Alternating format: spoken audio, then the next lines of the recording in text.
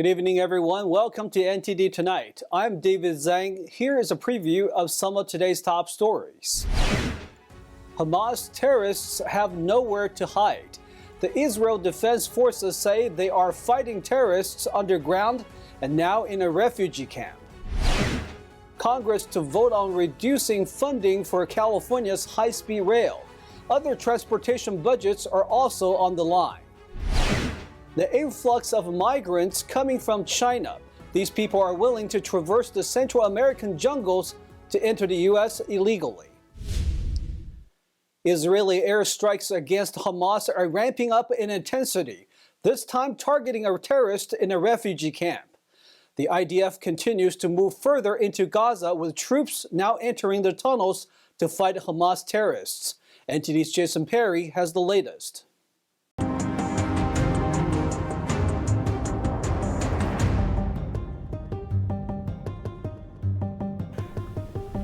Israel Defense Forces continue to pursue Hamas terrorists in Gaza, even if they try to hide in refugee camps. Photos from Tuesday show the destruction after a strike. An IDF spokesperson confirmed that the attack was carried out by Israeli forces. I can update you now that there was a very senior Hamas commander in that area. Sadly, he was hiding, again, as they do, behind within civilians. And that's all I can see at this point. The strike hit Jabalia refugee camp in the north of Gaza, and Israeli forces have been advising civilians to evacuate this area and go to the south. We know that he was killed. About the civilians there, we're doing everything we can to minimize. I'll say it again.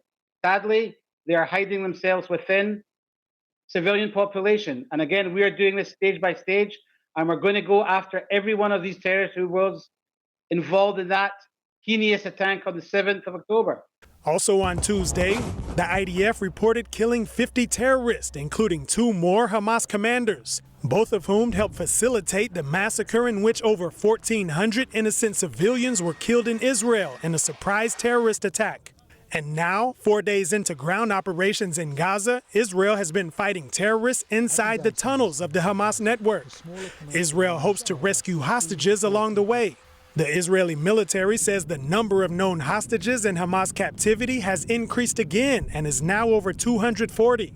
But Israel is not only fighting against Hamas, it has also been engaged in cross-border fire exchanges with Iranian-backed groups in Syria as well as Hezbollah in Lebanon. And on Tuesday, another country weighed in on the conflict. A spokesperson for Yemen's Houthis said they've been launching missiles and drones at Israel. He called Israel the enemy and said the operation is in support of Palestinians. The IDF said aerial threats were detected from the area of the Red Sea, and all were intercepted outside of Israel. In January 2021, the Trump administration designated Yemen's Houthis as a terrorist organization. However, the Biden administration reversed the decision, saying the terrorist designation would make it difficult to get humanitarian aid to Yemen. Jason Perry, NTD News. In response to the recent attacks on Jabalia refugee camp, protesters took to the streets of West Bank cities, denouncing the move. And early Tuesday, Bolivia's government announced that they are cutting diplomatic ties with Israel. Bolivia's deputy foreign minister called the attack, quote, crimes against humanity. Palestinian officials say they plan to open the Rafah border crossing tomorrow to allow a limited number of injured Palestinians to travel to Egypt. Now let's take a look at other top national headlines today. U.S. Senators heard from Secretary of State Antony Blinken and Secretary of Defense Lloyd Austin about national security. Both argue that supporting U.S. partners is vital to America's national security interests. Without swift and sustained humanitarian relief, the conflict is much more likely to spread. Suffering will grow, and Hamas and its sponsors will benefit by fashioning themselves as the saviors of the very desperation that they created. Biden has requested $60.4 billion for Ukraine. The president has also asked for $14.3 billion for Israel and $9 billion for humanitarian relief, including for Israel and Gaza. The package also includes over $13 billion for U.S. border security and $4 billion to counter China's regional efforts in Asia. Blinken's address at the Senate hearing was repeatedly interrupted by protesters. Many chanted, "Ceasefire now." They stood up and waited for Blinken to begin his testimony before shouting at him again. Some protesters painted their hands red. Capitol Police quickly removed them from the meeting. Police said 12 people were arrested. Some of those protesters reportedly have ties to the anti-war group known as Cold Pink. It also called on the U.S. to stop sending weapons to Ukraine. FBI Director Christopher Wray on Tuesday warned that the threat of a terror attack against Americans has been raised alarmingly due to ongoing conflict in the Middle East. The Jewish community is targeted by terrorists really across the spectrum. Homegrown violent extremists, foreign terrorist organizations, both Sunni and Shia, domestic violent extremists, and in fact, our statistics would indicate that for a group that represents only about 2.4% of the American public, they account for something like 60% of all religious-based hate crimes. Wray warned that the most immediate concern is that individuals or small groups would draw inspiration from the events to attack Americans. Former Speaker of the House Kevin McCarthy will face a challenger for his seat in Congress. David Giglio has announced his run for California's 20th district. The businessman says on his campaign website that McCarthy, quote, has failed the American people. Giglio praised the 8 Republicans who voted to remove McCarthy as Speaker, calling them, quote, courageous. He accused the former Speaker of not doing enough to fight the Biden administration's agenda. The border crisis, weaponization of government, and alleged corruption are among his top priorities. For detailed coverage of these stories, please visit ntd.com. The high-speed rail project to bring travelers from San Francisco to Los Angeles in under 3 hours may be losing funding. House lawmakers seek to block grants for the California program.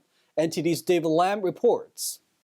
The Republican-led House of Representatives plan to vote on laws that could block the Biden administration from funding California's high-speed rail project, which could carry passengers at speeds above 200 miles per hour. On Monday, the White House said it opposed the bill, which would also cut funds for U.S. passenger railroad Amtrak and mass transportation programs. Under the proposal, Amtrak's annual federal funding would be cut by 64% and block federal support for the California high-speed rail program.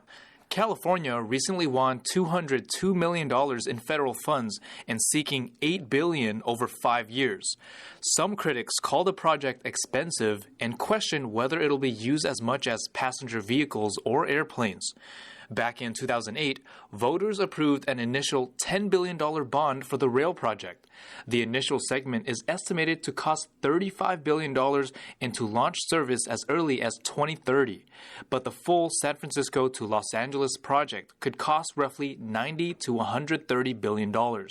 It would eventually extend to Sacramento and San Diego, totaling 800 miles with up to 24 stations. The House of Representatives is set to vote Wednesday on the U.S.'s transportation funding. David Lamb, NTD News, California.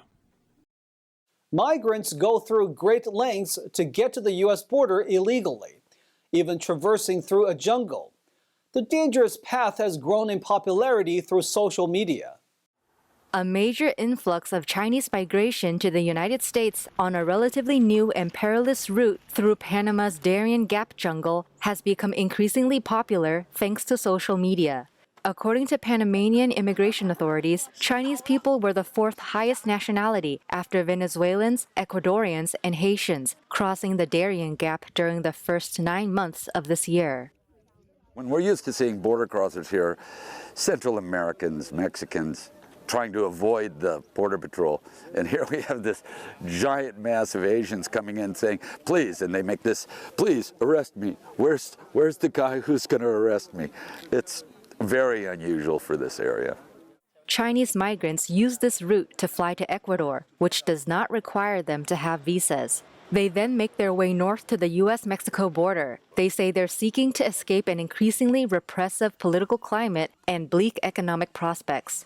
Chen Yi-Shao said he endured a hard journey to be in the U.S. He said life had become difficult back home. with some people experiencing issues with the government and others failing in business. The government was oppressing us and trying to collect our lands with a really low price. Then they asked a bunch of gang members and their staff to beat us up and have conflicts. Chen shows a video on his mobile phone that shows what he claims is his uncle and fellow farmers from a small village in southern China being physically assaulted by government operatives. It was not easy to get here, climbing mountains and wading. Basically, went through everything. Chen says he plans to join relatives in New York and find work there. In recent weeks, illegal migrants have filled makeshift encampments in California's desert as they wait to turn themselves in to U.S. authorities to make asylum claims. Last week, Florida officials raised concerns after 24 illegal Chinese immigrants sailed to Key Largo by boat. They were detained by Customs and Border Protection. We'll take a short break now, everybody, but here's a look at what we have for you when we come back. CVS and Walgreens pharmacists are walking out. The move is trying to call attention to understaffing concerns in stores. High levels of toxic metals found in fast food. The founder of the nonprofit behind the study shares details on their findings. Evacuations in parts of Southern California for a late-season wildfire. Strong winds and dry conditions pose a challenge for firefighters. Those stories and more coming up on NTD Tonight.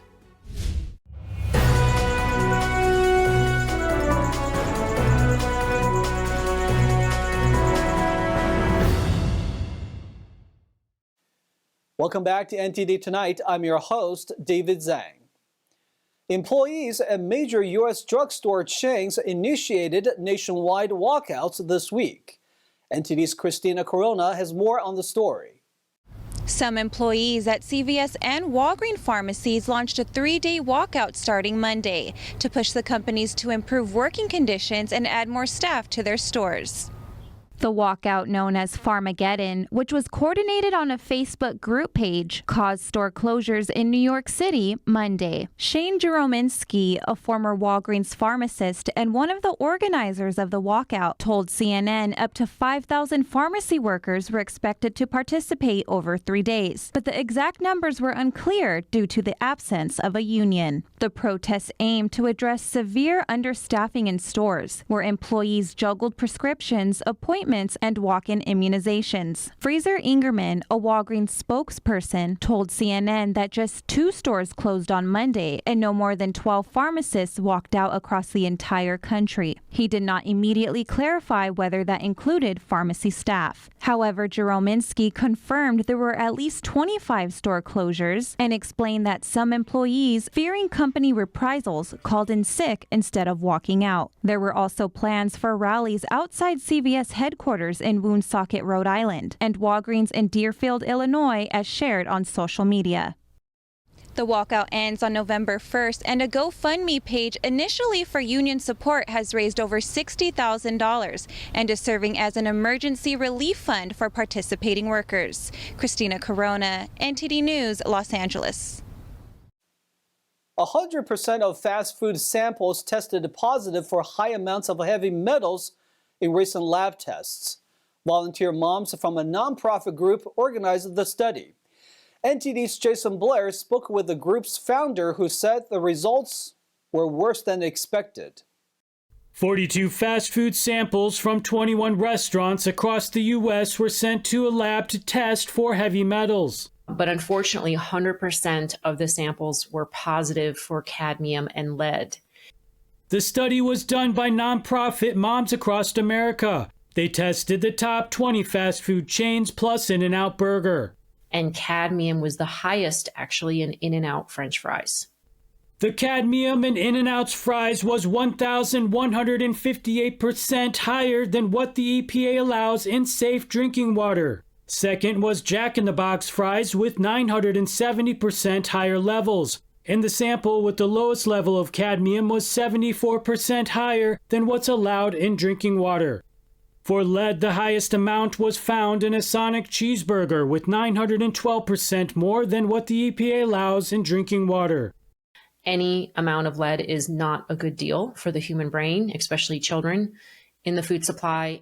Honeycutt said 100% of the fast food also tested positive for the widely used herbicide glyphosate and its breakdown AMPA. And glyphosate's a carcinogen, an endocrine disruptor. It causes liver and kidney disease.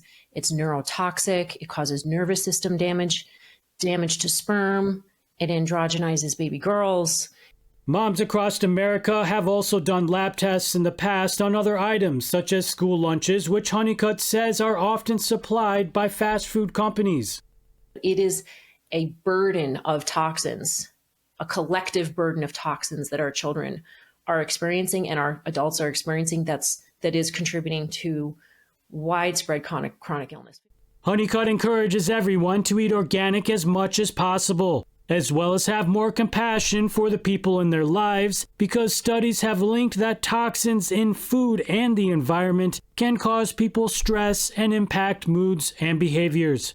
They may not be trying to be a jerk or to be rude or to be angry. They may be being impacted by the glyphosate they just ate from that croissant. Moms Across America plans to do more lab tests in the future. Jason Blair, NTD News. Speaking of fast food, after California's fast food workers strike, their minimum wage will increase to $20 per hour starting next year. Now fast food chains are planning to increase the prices of their menu.